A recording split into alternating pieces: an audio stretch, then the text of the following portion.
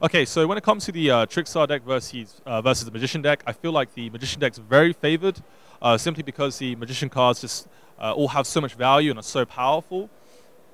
And the Trickstar deck's super reliant on just drawing cards like Scapegoat and Gofu, because the hand traps are not very good against Pendulum. Ash is not really impactful, same with Ogre. Cherries, there's not many targets that you can cherries. So I feel like the Pendulum deck is super favored because of that. And all the Pendulum cards are +1s as well, so they can keep up with the advantage Kandina gives you every single turn. And the deck's super consistent.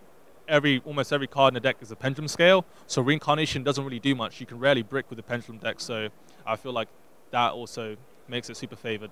However, post-siding, game 2 and 3, depending on what the Trickstar plays is siding, like they're siding Dimensional Barriers, Strikes, Anti-Spells, that could, turn the match into their favor. But I feel like it's always about game 1. Whoever's favored game 1 will be favored in game 3. Trickstar versus Pendulum will also, because it will be a very important matchup, because both decks are represented a lot. While they are made to beat Spiral both, of course, if both advance in later rounds, you have to verse each other. And also think of that matchup. I would say Magician has a big advantage, especially in game 1. They can play the game in a way that they just put big monsters on field, search Astrograph Sorcerer, just keep on summoning monsters that float and come from the hand, so you never get an empty field. And Trickstar relies a lot of clearing your opponent field and being able to attack, because the deck's biggest strength is in dealing damage and finishing your opponent off later on.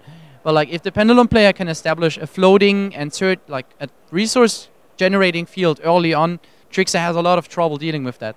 And as Trickstar is prepared to beat Spiral, they have a lot of hand traps which aren't that great against the Pendulum matchup. So Reincarnation also isn't that, while being insanely good against Spiral, Reincarnation doesn't do much in the Pendulum mirror, because the Pendulum deck has all engine cards, and if you Reincarnation them, they're just gonna draw new cards, which can even be better than the old ones. While the Joel and Lockbird combo can be pretty scary against Pendulum, because they have to search a lot while not being able to set their best cards before playing, that can snag a lot of games, because you only need one Reincarnation and one Joel and Lockbird, on contrast to having 2 Reincarnations in other matchups. Post-side, of course, the factor of evenly match comes in again against Pendulum, which is pretty huge. Baguska is a very good card against Trickstar too. They have troubles outing it. If they have to set scapegoats, they have to survive the round. And you can always, you have to read what your opponent has in that way, if you can finish them off, if you can survive a turn setting up.